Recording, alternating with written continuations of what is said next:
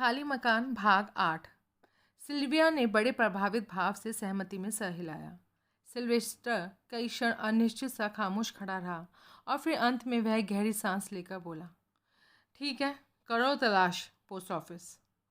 Thank you ma'am. जिस बच्ची ने पहली बार भूत की बात की थी वो कौन से दरवाजे से अंदर दाखिल हुई थी? उस बीच के दरवाजे से। सिल्विया ने एक दरवाजे की तरफ संकेत करते हुए कहा। और भूत उसने कहाँ देखा था? यहाँ। उसने स्टेज के पास चर्च की पूर्वी दीवार की तरफ संकेत किया। आप सूजन की हैंडराइटिंग से वाकिफ़ हैं? जी। सूजन की हैंडराइटिंग से वाकिफ़ हैं आप? आपसे पहले सूजन पादरी साहब की सेक्रेटरी थी। पादरी साहब की सेक्रेटरी की ड्यूटी भुगताते हुए उनकी भूतपूर्व सेक्रेटरी के हैंडराइटिंग से तो 2-4 होने का इत्तेफाक हुआ ही होगा आपका। हाँ। तो सूजन के हाथ की लिखी कोई इबारत देखकर आप उसे पहचान लेंगी? उम्मीद तो है। बंसल, मैडम को वो फिल्मी गाने के अंदाज वाली चिट्ठी दिखाओ। बंसल ने आदेश का पालन किया। ये तो साफ साफ सूजन की हैंडराइटिंग है। सिल्विया एकदम से बोली। पक्की बात? जी हाँ, लेकिन ये चिट्ठी आपको मिली कहाँ से? Thank you ma'am. लेकिन अब आप लोग स्टडी में चलिए, हम लोग पोस्ट ऑफिस तलाश करते हैं। और वो तीनों वहाँ से विदा हो गए। प्रभुदयाल पूर्वी दीवार की तरफ बढ़ा। अगर मैं इस चर्च का पादरी होता तो मैं चिट्ठी छुपाने के लिए कौन सा स्थान सुरक्षित समझता? कहाँ छुपाता मैं चिट्ठी? कहाँ कहाँ कहाँ? प्रभुदयाल ने उधर की दीवार का, फर्श का, हर खिड़की झरोके का इंच इंच करके मुआयना करना शुरू किया। ये क्या है? वह दीवार में कोई 2 फुट गहरा 1 फुट का झरोका सा था, जिसकी सारी चौड़ाई में बड़े करीने से बाइबल की प्रतियां लगाई हुई थी, लेकिन उन पर जमी धूल इस बात की साफ चुगली कर रही थी कि वे बाइबल वहाँ सजावट का ही काम दे रहे थे, किसी और काम वे नहीं आते थे। यही है वह पोस्ट ऑफिस जिसकी हमें तलाश है। ज़रूर इनके पीछे काफ़ी जगह होगी। यहाँ एक जगह में धूल थोड़ी डिस्टर्ब हुई सी मालूम होती है, यानी यहाँ उंगलियों के निशान भी मिल सकते हैं। प्रभुदयाल ने केवल एक उंगली लगाकर एक बाइबल को अपनी तरफ सरकाया और उसके पीछे झाँका। पीछे कोई सफ़ेद सी चीज़ झलक रही थी। चिट्ठी है। बड़ी सावधानी से बिना बाइबल को या उन पर जमी धूल को डिस्टर्ब किए वो चिट्ठी वहाँ से निकाली गई। वो एक सादा लिफाफा था जो बंद था, लेकिन जिस पर कोई नाम वगैरह नहीं लिखा हुआ था। प्रभुदयाल ने लिफाफे को रोशनी के पास ले जाकर उसका मुआयना किया। इस लिफाफे को खोलकर दोबारा बंद किया गया है। क्यों पाठक साहब? मैं खामोश रहा। लिफाफे को खोलकर दोबारा गोंद लगाकर बंद करना इस बात की साफ चुगली कर रहा है कि लिफाफे में मौजूद छुट्टी किसी ऐसे व्यक्ति ने पढ़ी थी जिसके लिए ये नई लिखी गई थी, यानी कि ये किसी और के लिए लिखी गई थी, और यहाँ रखी जाने वाली चिट्ठियाँ कोई चोरी छुपे खोल कर पढ़ता था। मैंने आंखों ही आंखों में प्रभुदयाल की पारखी चौकन्नी निगाह की तारीफ की। फिर वो लिफाफा खोला गया। भीतर एक खत मौजूद था जो निश्चय ही मिसेस डैनिंग के हैंडराइटिंग में था। हम सब ने वो खत पकड़ा, जिसमें लिखा था, डार्लिंग, तुम्हारे आदेशानुसार मैं आऊँगी, मैं ज़रूर आऊँगी। तुमने अपनी चिट्ठी में जो कुछ लिखा था उसकी मैं फ़ोन पर तस्दीक किए बिना नहीं रह सकी थी। माफ़ी देना। मैं 8 बजे खाली मकान में पहुंच जाऊंगी। ये चिट्ठी मैं इसलिए लिख रही हूँ कि शायद मैं हड़बड़ाहट में फ़ोन पर कुछ सही ना बोल पाई हूँ और तुम कुछ सही से सुन ना पाए हों। लेकिन जो कदम हम उठाने जा रहे हैं उसे मौजूदा हालत में उठाना क्या मुनासिब होगा? हम हर किसी की निगाह में हैं। जासूस तक हमारे पीछे लगे हुए हैं। डार्लिंग, ये ना समझना कि मैं अपने लिए भयभीत हूँ। मुझे अपनी नहीं, तुम्हारी फ़िक्र है। अगर हमारे दुश्मनों ने कोई स्कैंडल खड़ा कर दिया तो हमारा इकट्ठा यहाँ से निकल जाना मुश्किल होगा। लेकिन फिर मैं ये सोचती हूँ कि जो बात देर सवेर दुनिया के सामने आनी ही है वो क्यों ना अभी जाहिर हो जाए। शायद इसी में हमारी और हर किसी की भलाई छुपी हो। लेकिन मेरी समझ में ये बात अब भी नहीं आ रही कि रेलवे स्टेशन पहुँचने की जगह, जैसा कि हमारे में तय हुआ था, तुमने मुझे अचानक जॉर्ज टाउन वाले मकान में आने के लिए क्यों कहा? पता नहीं क्यों मुझे तो डर लगने लगा है। पता नहीं क्यों बार बार मुझे किसी अनिष्ट की आशंका सता रही है। सभी तो हमारे दुश्मन हैं। मुझे तो एक बार यहाँ तक लगा कि कहीं वो चिट्ठी जिसमें तुमने मुझे स्टेशन पहुँचने की जगह जॉर्ज टाउन आने के लिए लिखा था, मुझे तुमने लिखी भी थी या नहीं। कहीं वो भी तो तुम्हारे दुश्मनों की कोई चाल नहीं थी। मैंने कई बार तुम्हारी वो चिट्ठी पढ़ी, साफ साफ तुम्हारा हैंड राइटिंग था, लेकिन फिर भी मेरे मन में शंका न गई। इसलिए मैंने तुम्हें फ़ोन करने का खतरा मोल लिया और तुमसे प्रोग्राम की तब्दीली की तस्दीक की। तुम्हारे से फ़ोन पर बात होने के बाद ही मुझे तसल्ली हुई कि वो चिट्ठी तुमने ही लिखी थी। मेरे मन का वहम मिटा और मुझे खुशी हुई कि आज रात मेरी तमाम दुश्वारियां ख़त्म हो जाएंगी, हमेशा के लिए, हमेशा हमेशा के लिए। अब पता नहीं कब 8 बजेंगे और कब मैं फिर तुम्हारी बाहों में होंगी। मुझे तो एक एक क्षण एक एक साल जैसा लग रहा है। लेकिन कभी तो 8 बजेंगे ही, कभी तो हमारे मिलन की घड़ी आएगी ही। तब तक के लिए विदा मेरे मालिक, तुम्हारी, सिर्फ तुम्हारी सूजन। प्रभु दयाल ने एक बार और उस चिट्ठी को पढ़ा, फिर उसे वापस लिफाफे में डालकर लिफाफा अपनी वर्दी के जेब में रख लिया। बाहर जाकर देखो, अभी फिंगरप्रिंट्स एक्सपर्ट्स यहाँ पहुँचा या नहीं। बंसल फ़ौरन बाहर को लपका। यहाँ धूल में बने फिंगरप्रिंट्स बहुत नाजुक हैं, मैं इन लोगों का एक क्षण का भी भरोसा नहीं कर सकता। कुछ क्षण बाद बंसल फिंगरप्रिंट्स एक्सपर्ट के साथ वापस लौटा। प्रभु दयाल के निर्देश पर वह आते ही प्रेमियों के पोस्ट ऑफिस पर से फिंगरप्रिंट्स उठाने में जुट गया। जब तक वह अपने काम से न निमट गया, सब उसके गिर्द खामोश खड़े रहे। अंत में उसने कमर सीधी की। बाकी भी जितने फिंगरप्रिंट्स जहाँ तहाँ से उठाए गए थे, वो सब मैंने डेवलप कर लिए हैं। इनमें पानी के गिलासों पर से उठाए गए विभिन्न गवाहों के फिंगरप्रिंट्स, लाशों के प्रिंट्स और जॉर्ज टाउन के खाली मकान से उठाए गए प्रिंट्स शामिल हैं। खाली मकान में मिले प्रिंट्स की शिनाख्त हुई? हाँ, अधिकतर प्रिंट्स तो पादरी और उसकी प्रेमिका के ही हैं, लेकिन कुछ और भी प्रिंट्स वहाँ से उठाए गए हैं जिनकी अभी शिनाख्त नहीं हो पाई है। करो, सब प्रिंट्स को सब प्रिंट से मिलाकर देखो। यही तो मैंने शुरू कर दिया था, जबकि अचानक ही आपने मुझे यहाँ बुला लिया। तो अब वापस पहुँचो और मुकम्मल रिपोर्ट तैयार करो। उसने सहमति में सर हिलाया और अपने पेशे के साजो सामान के साथ वहाँ से विदा हो गया। उसके बाद फिर चर्च का मुआयना शुरू हुआ। प्रभु दयाल ने वहाँ ऐसी निगाहबीनी शुरू की जैसे सुई तलाश रहा हो। वहाँ की दीवारें, फर्श तक उसने यूं ठका ठका कर देखा जैसे वो कहीं से कोई तिलिस्मी दरवाज़ा खुलने की उम्मीद कर रहा हो। कहीं सुई की नोक जितना भी कोई छेद था तो प्रभु दयाल की पैनी तजुर्बेकार निगाह उस पर पड़ी ही थी।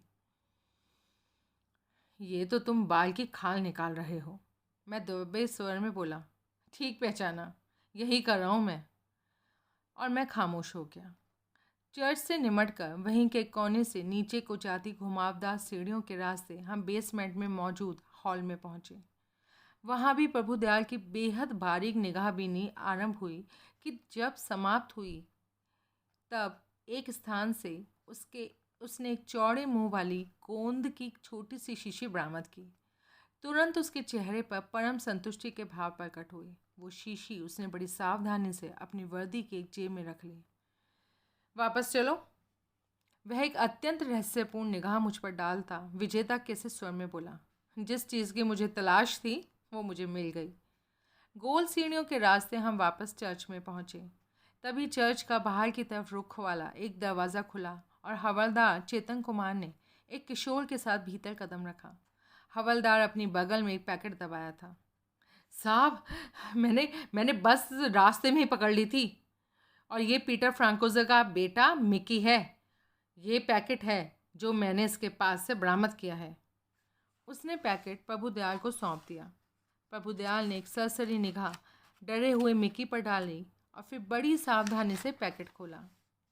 भीतर से एक जनाना ऊनी कोट बरामद हुआ जिसके आस्तीन और कॉलर पर फर लगा हुआ था। ये वही विशिष्ट डिज़ाइन का कोट था जो मिसेस कॉटन उस ग्रुप फोटो में पहनी थी जो पादरी की स्टडी में टंगी हुई थी। अपने पिता के आदेश पर इस कोट को तुम झेरी ले जा रहे थे ताकि वहाँ तुम्हारे पिता का रॉबर्ट स्लोन नामक दोस्त इसे साफ कर दे। क्या साफ होना था इस पर से? मिकी ने कोई उत्तर न दिया। उसने भयभीत भाव से अपने सूखे होठों पर जबान फेरी, लेकिन मिकी के उत्तर के बिना भी स्पष्ट हो गया कि उस कोट में से क्या साफ होना था।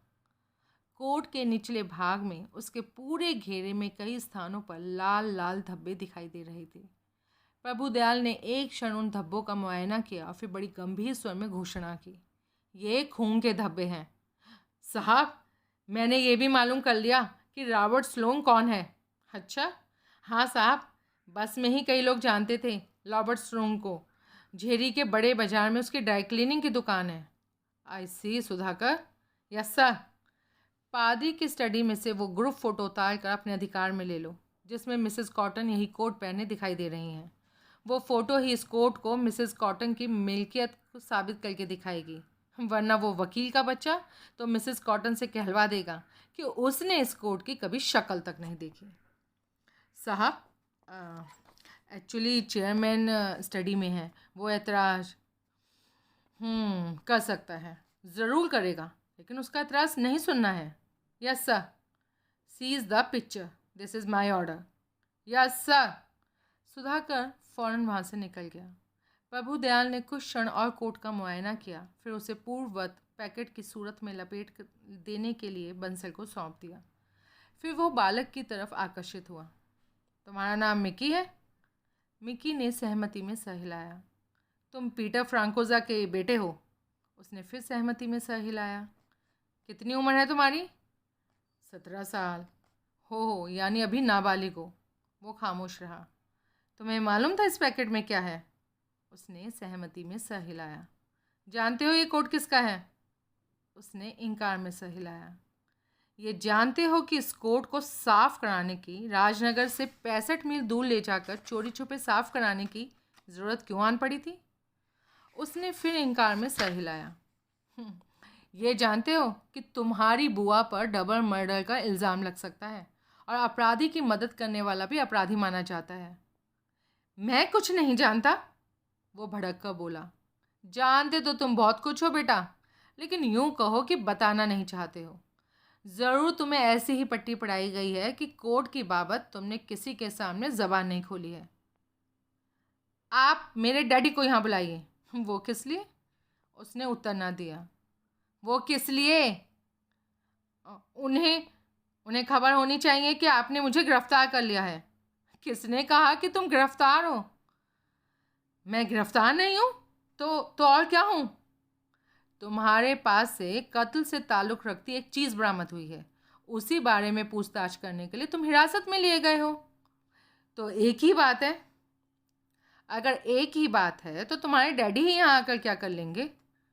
उसे जवाब न सूझा। दरअसल इस वक्त तुम एक हिमायती की ज़रूरत महसूस कर रहे हो, है ना? उसने उत्तर न दिया। और शायद तुम्हें मालूम नहीं कि इस वक्त यहाँ तुम्हारे डैडी से कहीं बड़ा तुम्हारा हिमायती मौजूद है। कौन? जॉर्ज सैमसन। जानते हो ना उसे? वकील। वही, यानी कि जानते हो। जॉर्ज सैमसन इस वक्त तुम्हारा क्या, तुम्हारे सारे कुनबे का हिमायती है। मिकी ने बेचैनी से पहलू बदला। वो इस वक्त तुम्हारी बुआ के घर में मौजूद है। तुम अभी वहाँ चले जाओ और जाकर वकील साहब को सारी बात बताओ कि कैसे तुम ये खून से रंगा कोट साफ करवाने के लिए झेरी लेकर जा रहे थे। रास्ते में पुलिस ने तुम्हें पकड़ लिया। वकील साहब को ये खास तौर से बताना कि कोट इस वक्त मेरी कस्टडी में है। समझ गए? उसने सहमति में सर हिलाया। अब फूटो यहाँ से। हिरण की तरह कुलाचे भरता वो वहाँ से भागा। तभी तस्वीर के साथ सुधाकर वहाँ पहुँचा। गुड। किसी ने एतराज़ किया? चेयरमैन ने किया था सर, लेकिन उस लड़की ने ही उन्हें समझा बुझा दिया। Very good. अब तुम बंसल से कोट लो और लेबोरेटरी में पहुँच जाओ। वहाँ पहले तो इस बात की तस्दीक करवाओ कि इस पर लगा खून इंसानी खून है। फिर कोर्ट की मिल्कियत स्थापित करने की कोशिश करो। इस पर लगा दर्जी का लेबल इस मामले में तुम्हारी सहायता करेगा। Okay? Yes sir. Sudhakar court के पैकेट और तस्वीर के साथ वहाँ से विदा हो गया। तभी दनाता हुआ जॉर्ज सैमसन वहाँ पहुँचा। इंस्पेक्टर साहब, बड़ों के साथ पेश नहीं चली तो अब आप बच्चों के पीछे पड़ रहे हैं। क्या हुआ? जैसे आपको मालूम नहीं? नहीं भी मालूम तो क्या है, आप बताएंगे तो अब मालूम हो ही जाएगा। आपने मिकी को क्यों गिरफ्तार किया है? वो गिरफ्तार है? मुझे नहीं मालूम था। मैंने तो अभी उसे आपके पास भेजा था चर्च और पादरी साहब के घर के 100 गज के फासले में गिरफ्तार हो गया वो। व्यंग करने की कोई ज़रूरत नहीं है इंस्पेक्टर साहब, आप मेरा मतलब खूब समझ रहे हैं। मैं कोई जादूगर या माइंड रीडर तो हूँ नहीं जो बिना आपके बताए आपका मतलब समझ सकूं। आप लड़के के साथ 3rd डिग्री से पेश आ रहे हैं। गलत। अगर ऐसा होता तो मैंने उसे आपकी शरण में आपकी हिमायत हासिल करने के लिए ना भेजा होता।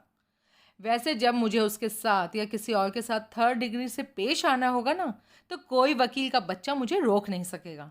Understand? Inspector, mind your language. You mind your language and your manners too. Don't yell at me. Don't try to push your weight around. This is a police investigation, not a court trial. Understand? क्रोध और अपमान से George Samson का चेहरा जल उठा। मैं मैं इस बारे में आईजी से बात करूंगा। आप होम मिनिस्टर से बात कीजिए। ये एक आज़ाद मुल्क है, आप जिससे चाहे बात करने के लिए आज़ाद हैं, लेकिन एक ऑन ड्यूटी पब्लिक सर्वेंट को धमकाने की कोशिश मत कीजिएगा। वकील होने के नाते आप कानून से ऊंचे नहीं उठ जाते। मैं आपको अभी इसी वक्त गिरफ्तार कर सकता हूँ। वो सक पकाया, फिर तुरंत उसने अपने रवैये में तब्दीली करी। अरे इंस्पेक्टर साहब, आप तो खामखा गर्म हो रहे हैं। खामखा में कभी कोई काम नहीं करता, लेकिन गलत नतीजों पर तो आप खामखा ही पहुंच रहे हैं। कौन से गलत नतीजे पर पहुंचा हूं मैं? अरे अब आप कोर्ट की ही मिसाल ले लीजिए। आपने कोर्ट बरामद किया और कूद कर इस नतीजे पर पहुंच गए कि कोर्ट मिसेस कॉटन का है। आपने उस पर कुछ धब्बे देखे तो कूद कर इस नतीजे पर पहुंच गए कि वो खून के धब्बे हैं। आपने कोर्ट को शहर से बाहर ले जाया जाता देखा तो आप इस नतीजे पर पहुंच गए कि कोई कुछ छुपाने की कोशिश कर रहा है। आपको पहले इस बात की तो तस्दीक कर लेनी चाहिए थी कि वो कोट मिसेस कॉटन का है या नहीं, उस पर जो धब्बे हैं वो खून के हैं या नहीं। वो आप मुझे मेरा धंधा सिखाने की कोशिश मत कीजिए। नहीं नहीं, वो बात बिल्कुल भी नहीं है। लेकिन तो फिर क्या बात है? मेरा मतलब है जो बात हो तरतीब से हिसाब से होनी चाहिए इंस्पेक्टर साहब। मिसेस कॉटन इस बात से इनकार करती हैं वो कोट उनका है, पुरजोर इनकार करती हैं। कैसे इनकार करती हैं? कोट तो उन्होंने देखा ही नहीं। कोर्ट को बिना देखे उन्होंने ये फतवा कैसे दे दिया कि वो उनका नहीं है? और फिर बकौल आपके वो सिडेटिव के असर में बेहोश पड़ी हैं। इनकार कब से कर दिया उन्होंने? वो गड़बड़ाया। हकीकतन आप ये कहना चाहते थे कि आप मिसेस कॉटन को ये राय देंगे कि पूछे जाने पर वो इस बात से साफ मुकर जाएं कि कोट उनका है। उनका कोई कोट गायब नहीं। ये तो मिसेस कॉटन का दिल नहीं, आपका दिमाग बोल रहा है। अभी तो आपने राजनगर में कदम रखा है, आते ही क्या आपने मिसेस कॉटन की सारी वार्डरोब की इन्वेंटरी ले ली? या कदम रखते ही आपको सबसे ज़्यादा अहम काम यही लगा कि ये तैयार देखा जाए कि उनकी अलमारी में क्या कपड़े हैं और क्या गायब हैं? आपको क्या इल्हाम हुआ कि यहाँ किसी कोड के बारे में पूछताछ होने वाली थी? इंस्पेक्टर साहब, मिसेस कॉटन के इनकार से मेरा मतलब ये था कि अगर आप उनके साथ हॉस्टिलिटी का व्यवहार रखेंगे तो वो इनकार कर सकती हैं। लेकिन अगर मेरा रवैया उनकी बल्कि आपकी यानी कि आपकी पसंद की कसौटी पर खड़ा उतरे तो उन्हें कोर्ट की मिल्कियत से इनकार नहीं होगा, राइट? यही समझ लीजिए। तो फिर आप ही बता दीजिए क्या है कोर्ट की कहानी? क्या सफाई देती हैं वो कोर्ट पर लगे खून के धब्बों की और उसे क्लीनिंग के लिए इतने गोपनीय ढंग से झेरी भिजवाने की? उन्होंने कोई सफाई नहीं देनी। वो इस मामले में पूरी तरह से निर्दोष हैं। तो फिर माजरा ही क्या है? वो खामोश रहा। उसने बेचैनी से पहलू बदला। वकील साहब, मैं ये साबित कर सकता हूँ, निर्विवाद रूप से साबित कर सकता हूँ कि वो कोट मिसेस कॉटन का है। कैसे साबित कर सकते हैं? पादरी साहब के स्टडी में से एक तस्वीर बरामद हुई है जिसमें मिसेस कॉटन वही कोट पहने दिखाई दे रही हैं। तस्वीर? जी हाँ, और उसे वहाँ से गायब कर देने का मौका आपके हाथ से निकल चुका है। वो तस्वीर पहले ही पुलिस हेडक्वार्टर भिजवाई जा चुकी है। इंस्पेक्टर साहब, वो एक पुराना कोट है जिसे मिसेस कॉटन ने कई सालों से पहना तक नहीं। यानी कि अब ये तो आप कबूल कर रहे हैं कि वो कोट मिसेस कॉटन का ही है? ये बात नहीं, ज़रूर नहीं होगी। आप कहते क्या हैं कोट के बारे में? जी, मैं ये कह रहा हूँ वो एक बहुत पुराना, बहुत गर्म, आउट ऑफ फैशन हो चुका कोट है। आजकल तो रातें इतनी सर्द भी नहीं। मिसेस कॉटन को क्या ज़रूरत थी ऐसा कोट पहनने की? वकील साहब, लगता है आप पुलिस के साथ कबड्डी खेल रहे हैं। जब तक चारों खाने चित नहीं हो जाएंगे, हकीकत नहीं करेंगे आप। मैंने आपसे एक सवाल पूछा है इंस्पेक्टर साहब, और जिसका जवाब मेरे पास है। क्या जवाब है आपके पास? 2 वजहों से मिसेस कॉटन को वह पुराना आउट ऑफ फैशन वगैरह वगैरह कोट पहनने की ज़रूरत महसूस हो सकती है। जी, मैं सुन रहा हूँ, मैं सुन रहा हूँ। ये टखनों तक आने वाला कोट था और उसके कॉलर में फर लगा हुआ था, जो पहना जाने पर ज़रूर आधा चेहरा ढक देता होगा। मिसेस कॉटन ने कोट इसलिए पहना होगा क्योंकि कोई उन्हें पहचान ना पाए। ये तो एक बात हुई। और दूसरी, कल रात आंधी तूफान और तेज़ बारिश होने का अंदेशा था। आप कल रात यहाँ नहीं थे, इसलिए आपको मालूम नहीं होगा कि ऐसा मौसम बाद में बन भी गया था। खूब बारिश हुई थी कल रात।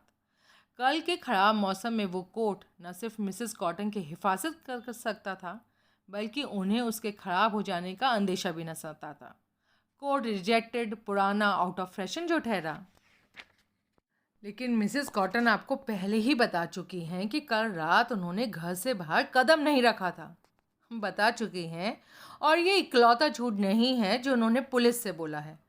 कहने को तो वो ये भी कहती हैं कि कल रात 11:30 बजे के आसपास उनके घर किसी के कदम नहीं पड़े थे, जबकि इलाके का चौकीदार कुछ और ही कहानी कहता है। वह दावे के साथ कहता है कि कल रात 11:30 बजे कुछ लोगों ने यहाँ कदम रखा था। ज़रूर चौकीदार से कोई गलती रही होगी। तो बात कोर्ट की हो रही थी। उस पर लगे खून के धब्बे मिटवाने के लिए उसे इतने गोपनीय ढंग से झेरी की तरफ रवाना कर दिया गया था। पीटर फ्रांकोजा के इस एक्शन का क्या जवाब है आपके पास? एकदम सिक्के बंद जवाब देने की स्थिति में तो मैं नहीं हूँ, लेकिन लगता है पीटर ने जो कुछ किया था अपनी बहन को किसी एम्बेरसमेंट से बचाने के लिए किया था। उसने बहन के उस कोट पर लगे खून के धब्बे देखे होंगे और वो डर गया होगा। अगर वो कोट, वो धब्बे पुलिस के निगाह में आ गए तो वो ज़रूर उसका कोई उल्टा सीधा मतलब निकालेंगे। इसलिए उस कोट को चुपचाप साफ करवाने के लिए उसने उसे झेरी भिजवा दिया होगा। लेकिन झेरी ही क्यों? क्योंकि हाँ, वहाँ एक ऐसे भरोसे का आदमी उपलब्ध था जो इस बारे में अपनी ज़बान बंद रख सकता था। और ये कदम उठाने से पहले उसे अपनी बहन से पूछना तो चाहिए था कि उसके कोट पर खून के धब्बे कैसे लगे। ज़रूर पूछना चाहिए था। उसकी जगह मैं होता तो ज़रूर पूछता, और फिर शायद यही उत्तर मिलता कि बहन को तो पता तक नहीं था कि कोट पर खून लगा हुआ था। लेकिन जाहिर है पीटर ने नहीं पूछा। अपनी ताज़ा ताज़ा विधवा हुई गमज़दा बहन से कोट के बारे में पूछना उसे ना जचा। ये आपको पीटर ने बताया है, या ये कहानी जिसका आप यहाँ रिहर्सल कर रहे हैं, इसे आप बाद में पीटर को रटाएंगे? इंस्पेक्टर, आपने तो ज़िद पकड़ ली मालूम होती है। आप मेरी हर बात को शक की निगाह से देखेंगे। ऐसी तो कोई बात नहीं। तो फिर आप क्यों नहीं ये महसूस करते कि ये केस किसी किनारे लगे? इस बात में मेरी भी उतनी दिलचस्पी है जितनी कि आपकी है। इस डबल मर्डर की गुत्थी को हल करने में मैं आपकी मदद करना चाहता हूँ। ओह, जानकर बहुत खुशी हुई। इसलिए मैं दोबारा चलकर आपके पास आया हूँ। दोबारा तो आप लड़के की कोर्ट की कहानी से बौखला कर आए हैं, लेकिन ये वजह भी हो सकती है। यही वजह है इंस्पेक्टर साहब, मैं और मेरे क्लाइंट अपराधी को पकड़वाने में दिल से आपकी मदद करना चाहते हैं। मैं आप लोगों की मदद के बिना भी अपराधी को या अपराधिनी को पकड़ सकता हूँ, लेकिन फिर भी ऑफ़र के लिए शुक्रिया। अपराधी जल्दी से जल्दी पकड़ा जाए, इस बात में मेरी जाती दिलचस्पी इसलिए है क्योंकि तभी आप परिवार के लोगों पर बेजा शक करने का अपना रवैया छोड़ेंगे। कहने का मतलब ये है कि जितनी जल्दी अपराधी पकड़ा जाएगा उतनी ही जल्दी मेरे क्लाइंट्स को पुलिस की शक की निगाहों, गलत नतीजों और बेजा इल्ज़ामों से निजात मिलेगी। इसलिए इस केस में मैं पुलिस को अपना पूरा सहयोग देना चाहता हूँ। कोर्ट के बरामदगी से पहले तो आप पुलिस को सहयोग देने को उत्सुक नहीं थे। वकील ने बहुत आहत भाव से प्रभुदयाल की ओर देखा। और फिर सहयोग की परिभाषा क्या है आपकी? मतलब घर की तलाशी जैसे मामूली काम से तो आपको एतराज है और आप सहयोग का राग अलाप रहे हैं। आपकी शिकायत वाजिब है इंस्पेक्टर साहब, मैं शर्मिंदा हूँ। मैंने पुलिस के काम में रोड़ा अटकाया। दरअसल मैं सफ़र से थका हुआ लौटा था ना, इसलिए। नेवर माइंड, आप अपनी तलाशी फिर से शुरू करवा सकते हैं। और मिसेस कॉटन से इंटरव्यू? वो अभी मुमकिन नहीं होगा। इंटरव्यू अभी पीटर फ्रांकोजा से भी मुमकिन नहीं होगा। दोनों को डॉक्टर ने आराम करने की सख्त हिदायत दी है। लेकिन मैं आपको विश्वास दिलाता हूँ, जो ही उन दोनों की तबीयत संभलेगी मैं खुद उनको आपके सामने पेश कर दूंगा। शुक्रिया, बहुत मेहरबानी आपकी। ये आपकी ज़रा नवाजी है कि आप ऐसा समझते हैं। वकील साहब, टोनी को, दूसरे भाई को, आपके डॉक्टर ने मुकम्मल आराम की राय नहीं दी? जी, जाहिर है कि नहीं दी। इसलिए नहीं दी क्योंकि उससे हमने कुछ पूछना नहीं है। बात तलाशी की हो रही थी। मैं घर में मौजूद हूँ। आप जब चाहें तलाशी दोबारा शुरू कर सकते हैं। यानी तलाशी आपकी मौजूदगी में होगी? जी हाँ। कोई एतराज़? नहीं, कोई एतराज़ नहीं। तो फिर मुझे इजाज़त है। प्रभुदयाल ने सहमति में सर हिलाया। वकील जॉर्ज सैमसन वहाँ से विदा हो गया। मैं तलाशी का इंतज़ाम करवाऊँ सर? बंसल ने पूछा, लेकिन प्रभुदयाल ने इनकार में सर हिला दिया। नहीं, अब तलाशी में कुछ हासिल नहीं होने वाला। उसका यूं तलाशी के लिए मान जाना भी साबित करता है कि या तो वो पहले खुद तलाशी लेकर तस्दीक कर चुका है कि वहाँ अब कुछ नहीं रखा, या फिर वो वहाँ से हर ऐसी चीज़ पहले से ही हटा चुका होगा जो हमारे किसी काम आ सकती थी। अब तलाशी को आगे बढ़ाना सरासर वक्त की बर्बादी होगी। आप ठीक कह रहे हैं सर। वक्त तो वैसे ही हमें तोड़ा है। अब यहाँ वक्त बर्बाद करने की जगह हमें यहाँ से ज़्यादा महत्वपूर्ण जगह पहुँचना चाहिए। कहाँ? हडसन लेन, विलियम डैनिंग के घर। हाँ, और उसके बाद हमारा एक चक्कर जॉर्ज टाउन में भी लगना चाहिए। दिन के उजाले में वहाँ कोई ऐसी बात हमारे सामने आ सकती है जो रात के अंधेरे में छुपी रही हो। तुरंत हम लोग हडसन लेन की ओर रवाना हो गए। रवानगी से पहले प्रभुदयाल ने जॉर्ज सैमसन को बताना ये ज़रूरी ना समझा कि तलाशी का सिलसिला आगे चलाने का इरादा उसने फ़िलहाल छोड़ दिया था।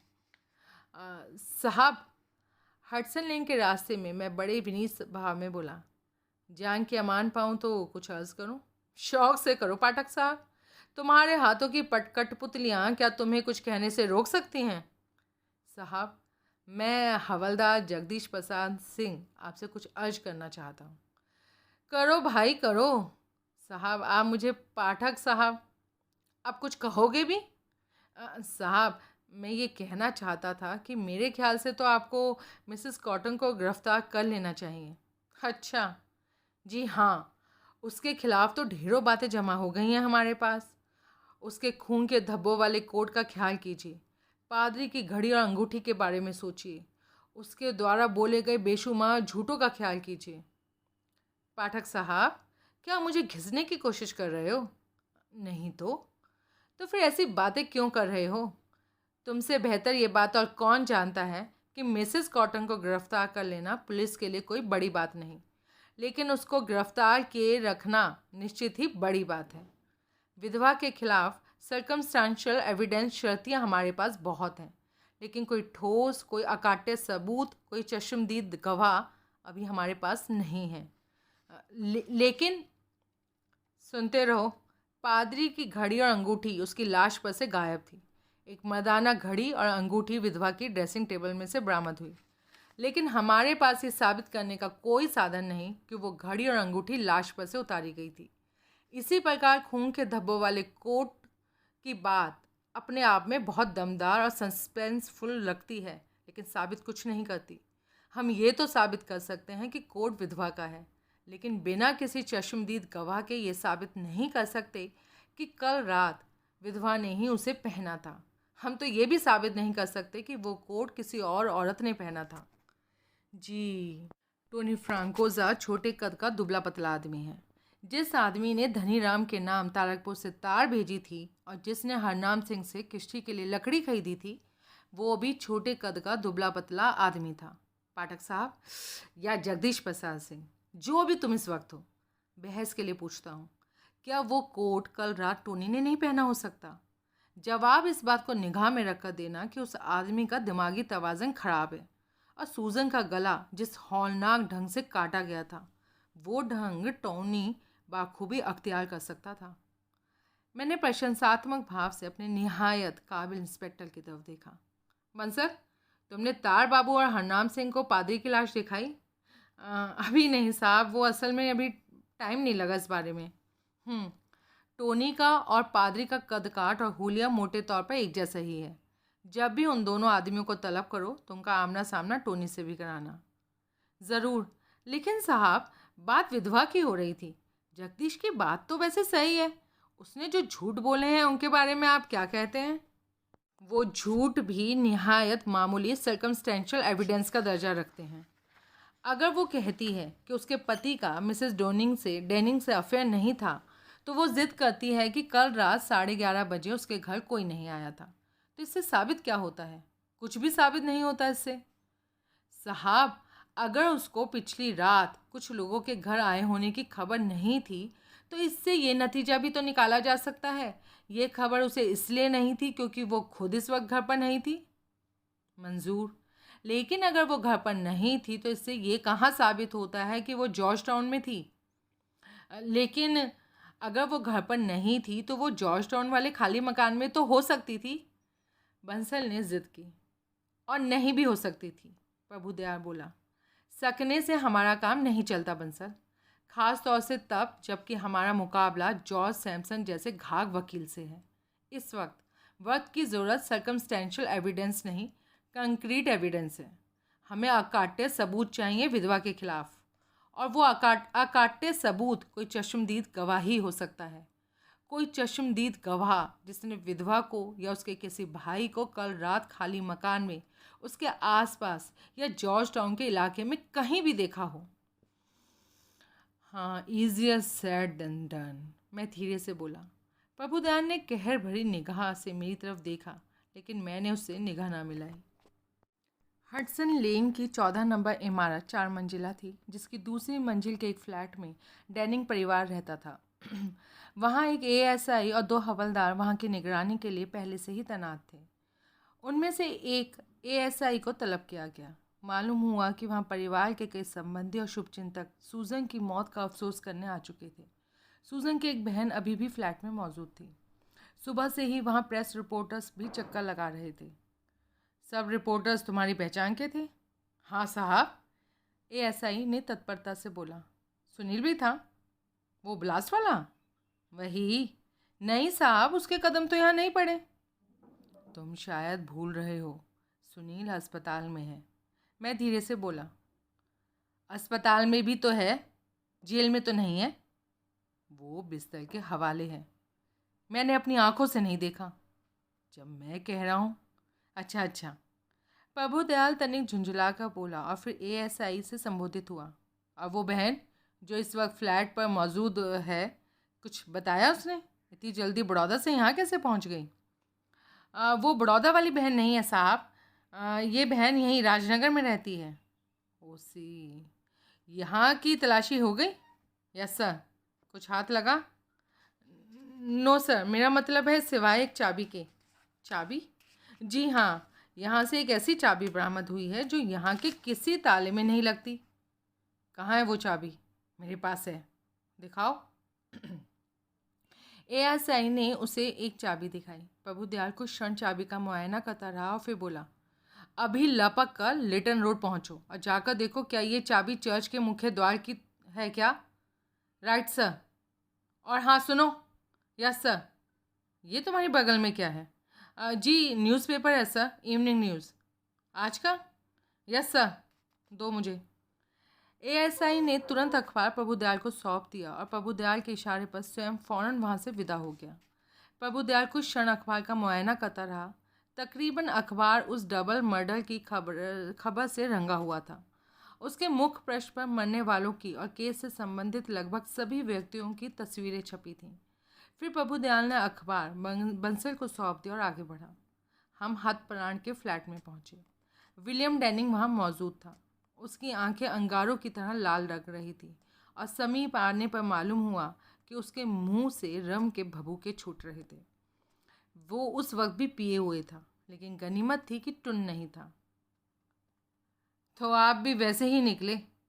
प्रभुदयाल को देखते ही वो हाथ नचाकर बोला। कैसे निकला मैं? वो सकपकाया।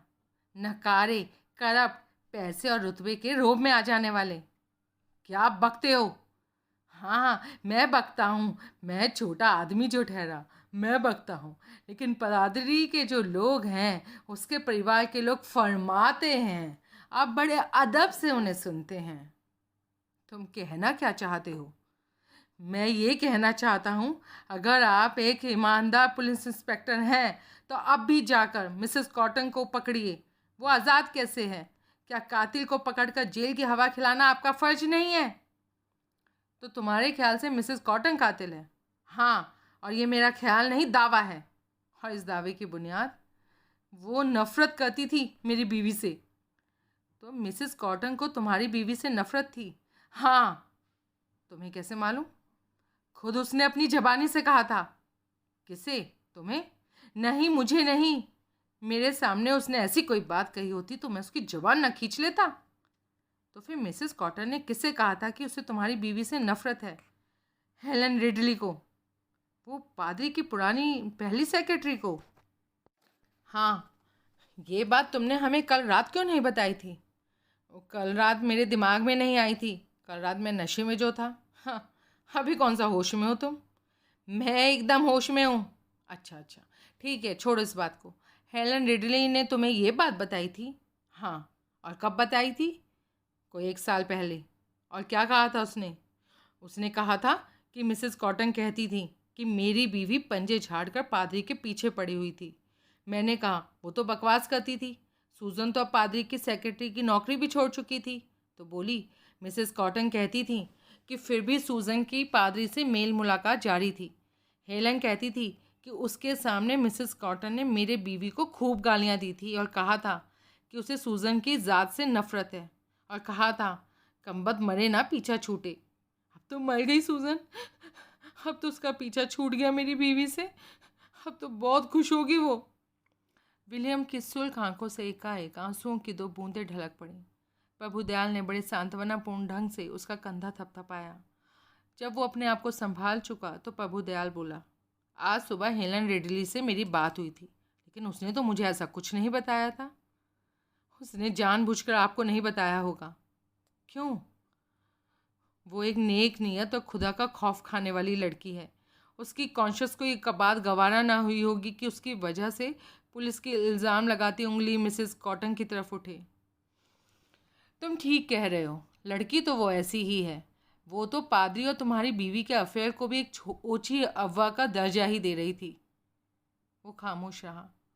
तब प्रभुदयाल की तवज्जो रोज़ की तरफ गई, जो एक कोने में लगी एक दीवार पर चुपचाप बैठी थी। जरा इधर आओ बच्चे, प्रभुदयाल मीठे स्वर में बोला। रोज़ दीवान से उठकर उसके सामने आ खड़ी हुई। क्या तुमने अपनी मम्मी को शिकायत करते सुना था उसकी कोई चाबी खो गई है? आपको कैसे मालूम? यानी तुमने मम्मी को चाबी खो जाने की शिकायत करते सुना था? हाँ। और कब की बात है ये? कोई 2 महीने पहले की। और बाद में वो चाबी मिली थी या नहीं? अगले ही दिन मिल गई थी। अच्छा, चाबी खोई होगी ही नहीं, मम्मी शायद उसे इधर उधर रख कर भूल गई होगी। पता नहीं। और वो चाबी कहाँ की थी? मुझे नहीं पता। मम्मी ने कुछ तो बताया होगा बेटे। नहीं बताया था। तुम्हें इस बारे में कुछ मालूम है विलियम? मुझे कुछ नहीं मालूम। मैं तो चाबी की चर्चा ही पहली बार सुन रहा हूँ। तभी वो एएसआई वहाँ पहुँच गया, जिसे चाबी के साथ चर्च की तरफ रवाना किया गया था। प्रभुदयाल ने प्रश्न सूचक नेत्रों से उसकी ओर देखा। ये चाबी सर, ये चाबी चर्च के मेन गेट के ताले में बड़े आराम से लग जाती है। आई सी। तो इसका मतलब ये हुआ कि सेंट माइकल के भूत के पास चर्च के मेन गेट की चाबी थी, और वो भूत और कोई नहीं सूजन थी, जो रात के सन्नाटे में चर्च में अपने लव लेटर निकालने जाती थी।